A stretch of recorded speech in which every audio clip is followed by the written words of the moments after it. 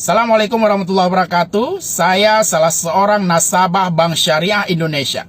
Pada kesempatan ini ingin menyampaikan protes keras kepada pihak manajemen BSI Regional Aceh atas tragedi terhentinya layanan perbankan BSI pada hari ini di hampir seluruh wilayah Aceh, baik pelayanan ATM maupun pelayanan mobile bankingnya. Ini merupakan tragedi buruknya pelayanan BSI kepada nasabah di seluruh Aceh untuk kesekian kali, bukan untuk pertama kali. Ini kezoliman yang terus berulang oleh BSI terhadap nasabah di Aceh. Padahal rakyat Aceh telah memberikan banyak keuntungan kepada BSI sejak kehadirannya di Aceh. Belum 1 tahun berdiri, BSI sudah mendapatkan ratusan ribu hingga jutaan nasabah baru dari masyarakat Aceh.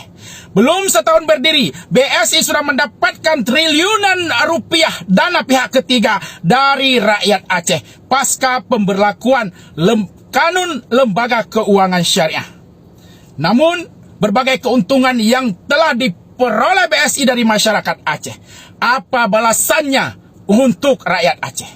Yang ada adalah kezoliman demi kezoliman, buruknya pelayanan yang terus berulang-ulang. Karena itu, pada kesempatan ini kami ingin menyampaikan protes keras, sekaligus menuntut kepada pihak manajemen BSI untuk meminta maaf kepada seluruh nasabah yang ada di Aceh, memberikan ganti rugi atau kompensasi terkait dengan berbagai kerugian yang diderita oleh nasabah BSI Aceh.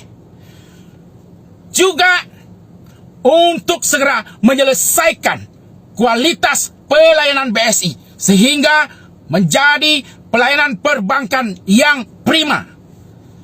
Jika tidak, kami masyarakat Aceh yang menjadi nasabah BSI siap menuntut gugatan class action ke pengadilan atas berbagai kezoliman yang telah dilakukan oleh BSI bagi nasabah di seluruh Aceh.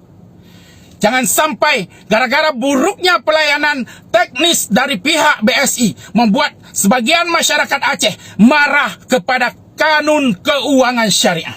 Kalian harus bertanggung jawab jika ini sampai terjadi.